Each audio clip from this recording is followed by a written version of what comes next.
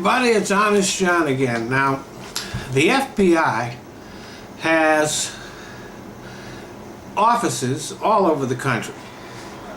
Whenever there's a big crime, a big shootout, a suspicion of a terrorist attack, the FBI arrives on the scene along with the local law enforcement agencies. So it's all over the country, but its main office is in Washington, D.C. in a very, very old building. It's called the J. Edgar Hoover Building. It's been around for a long time, and it's in such bad shape that sometimes concrete falls off the building. It's a very deteriorated building, and it costs a lot of money to maintain it. So for quite a few, and also it's too small for all of the FBI employees in Washington, D.C. So the FBI has to rent out space in other buildings at taxpayers' expense. So for several years now, the FBI has been looking to relocate, to find another building that is newer, more modern, easier to maintain, and they are planning on moving out of the old building and selling that property. And they had worked out a pretty decent deal.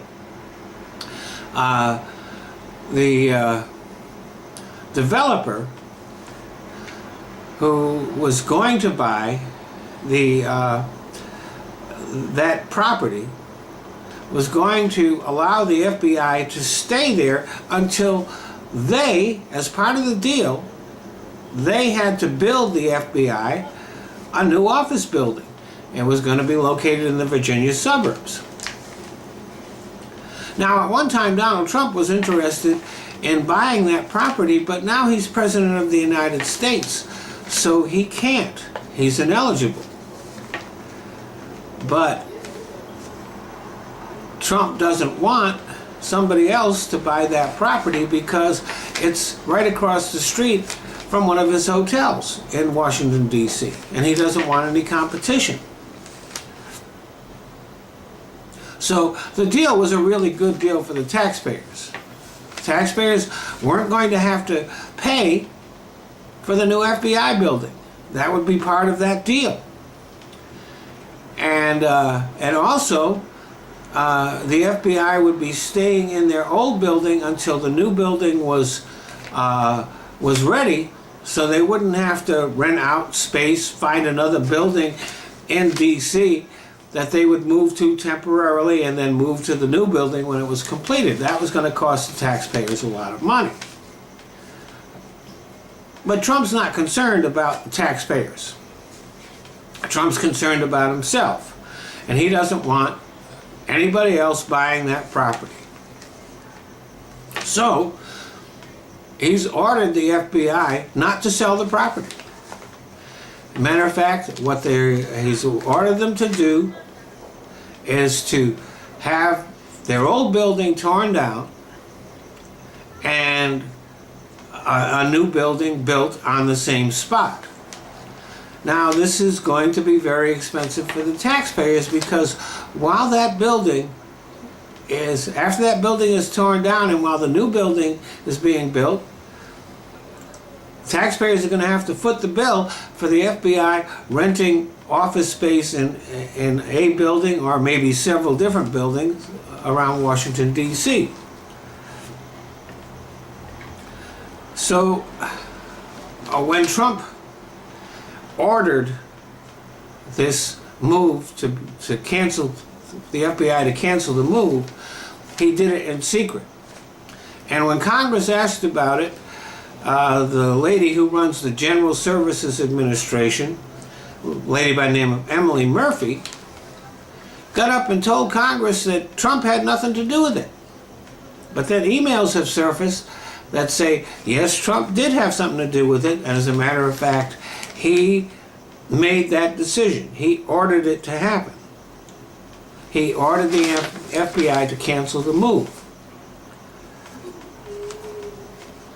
So Alice Murphy committed perjury at this hearing, and Trump is once again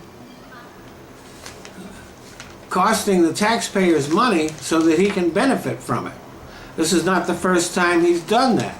Trump has done a lot of stuff that benefits himself at the expense of the taxpayers since he gets in office.